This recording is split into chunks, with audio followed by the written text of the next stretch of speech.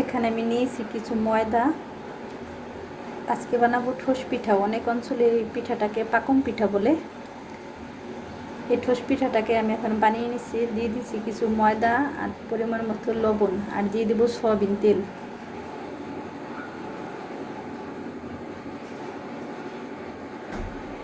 তেলটা আমি দিয়ে দিয়েছি, এখন একটু মেখে নিব।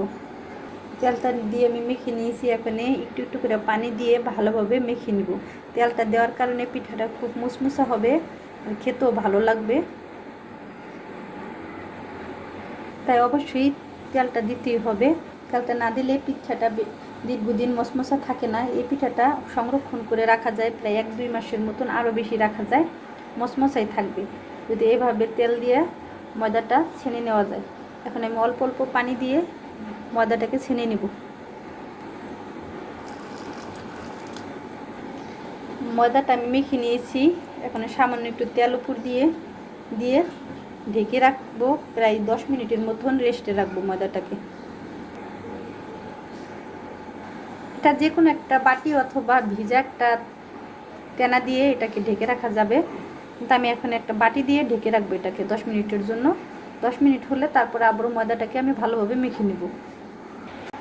এখানে আমার ময়দাটা হয়ে গিয়েছে রেস্টে রাখা। এখন আমি ময়দাটাকে ভালোভাবে আবারও মেখে নিচ্ছি। ময়দাটা আমার মাখানো হয়ে গিয়েছে। এখন পিঠার জন্য তৈরি করে নেব। ছোট ছোট করে লেচি কেটে নেব। এখানে আমি কিছু নারকেল কোরানো নিয়েছি। নারকেল কোড়াইয়ে ওদিকে এখানে আমি কিছু নারকেল নিয়েছি। নারকেলটি আগে চিনি এখানে আমি কিছু নারকেল নিয়েছি। নারকেলটি গুড় দিয়ে প্রথমে নারকেলটি কোড়াইয়ে গুড় দিয়ে ভালোভাবে পাক দিয়ে নিয়েছি। এখন এই নারকেলটি দিয়েই ঠোস পিঠাটা বানানো হবে। এরকম সাইজের আমি লেচি কেটে নিয়েছি। এখন সুন্দর করে লেচিটিকে গোল আকারে করে পিঠা বানিয়ে নেব। এখন সুন্দর করে সুন্দরভাবে একটা রুটি বানিয়ে নেব। ফ্রিতে বেলুনে আমি একটু তেল মেখে নিয়েছি যাতে বানাতে সুবিধা হয়।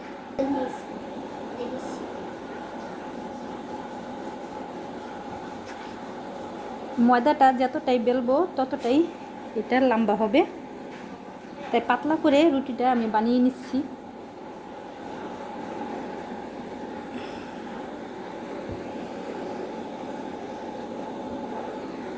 পিঠাটা আমার বানানো হয়ে গিয়েছে। এখন নারকেলের পুর দিয়ে সুন্দর করে কেটে নিব।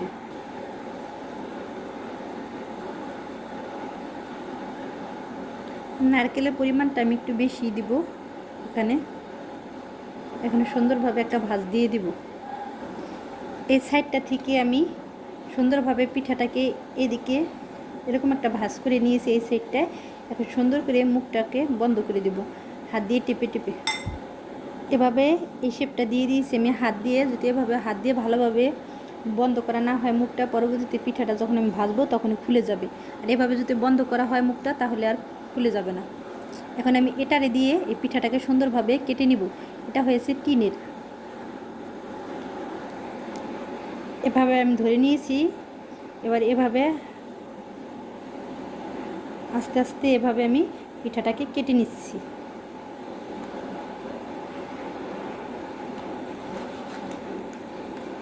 পিঠাটা আমার কাটা হয়ে গিয়েছে।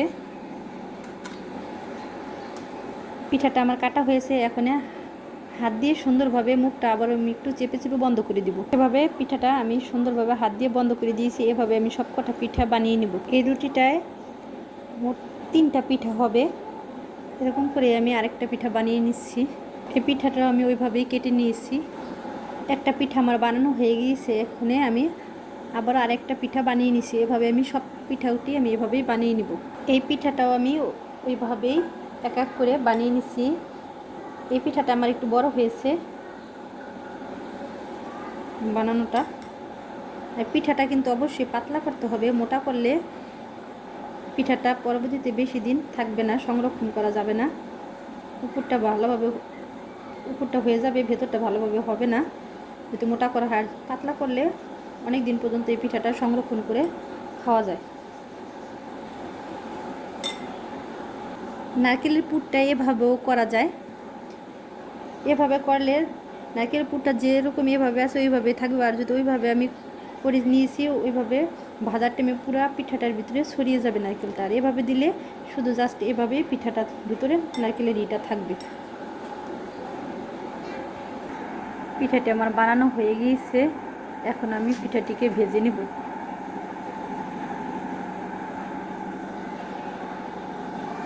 এখানে আমার তেলটা গরম হয়ে গিয়েছে, আমি এখন এই পিঠাটা দিয়ে দেবো। প্রথমে আমি একটা পিঠা দিয়ে গিয়ে দেখেছি তেলটা কীরকম গরম হয়েছে। এখন এই পিঠাটি এক এক করে সব দিয়ে দেবো।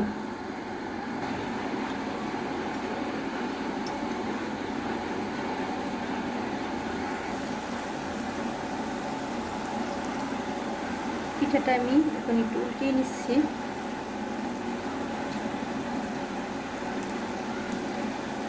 চুলার জালটা আমি একেবারে কমিয়ে দিয়েছি। এখানে চুলার জালটা বাড়িয়ে দেওয়া যাবে না, তো বাড়িয়ে দিতে যাই তাহলে পিঠাটি পুড়ে যাবে, ভেতরটা ভালোভাবে হবে না।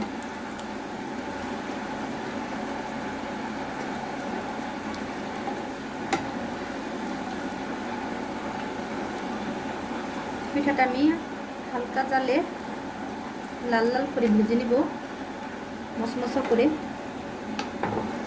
পিঠাটা কিন্তু আমার বেশ ভালোভাবে ফুলেছে।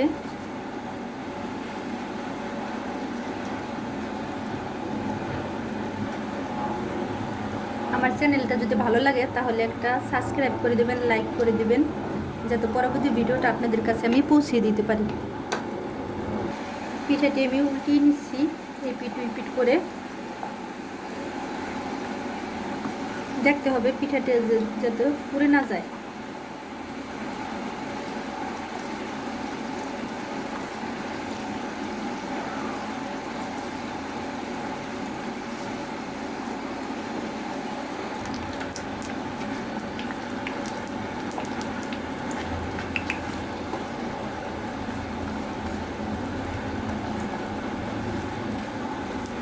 এরকমই আমি লাল লাল করে অপর পিঠটা ভেজে নিব। চুলার জালটা কিন্তু আমি খুবই কমিয়ে রেখেছি, লোতে রেখেছি চুলাটাকে আমি।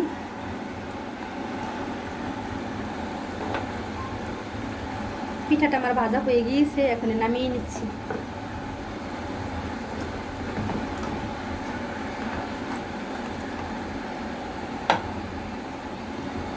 পরবর্তী পিঠাটিও আমি এভাবেই এক এক করে ভেজে দিব।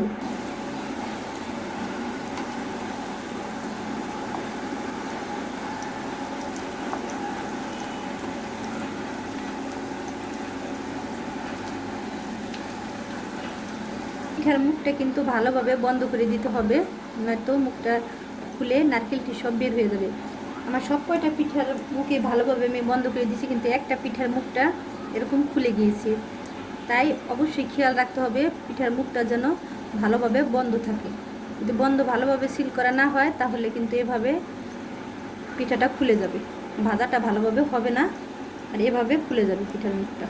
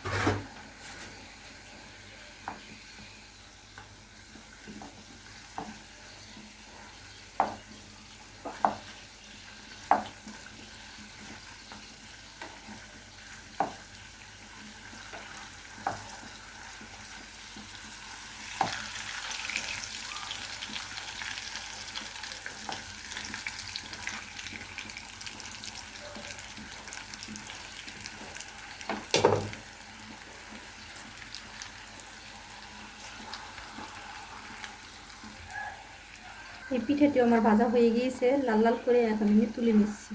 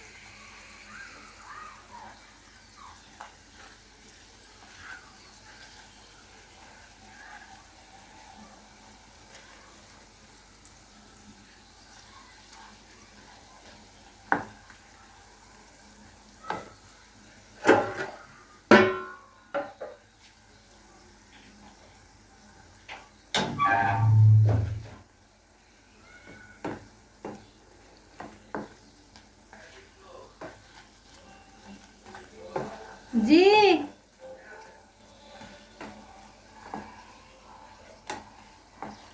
আসি আসি।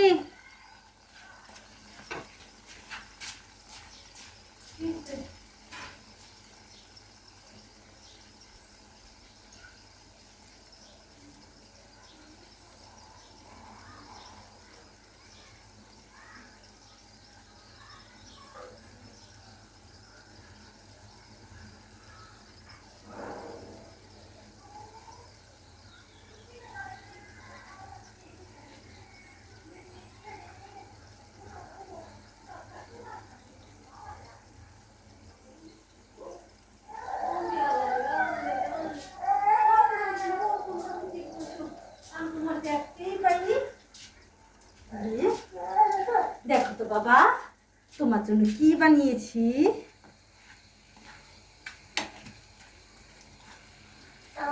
দেখো, এই পিঠাটিও আমার এভাবে ফুলেছে। এই পিঠাটিও আমার ভাজা হয়ে গিয়েছে, এখন আমি নামিয়ে নিচ্ছি। এখানে আমার পিঠাটি ভাজা হয়ে গিয়েছে। এখানে একটা পিঠা ভেঙে আমি দেখিয়ে দিচ্ছি কীরকম মচমচে হয়েছে।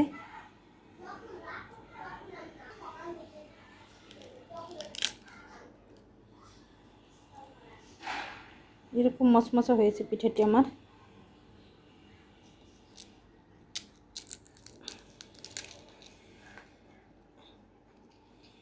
যে তোমার পিঠাটির ভেতরে এরকম ভালোভাবে হয়ে গিয়েছে, আর মচমচাটাও কীরকম হয়েছে দেখতেই পাচ্ছেন।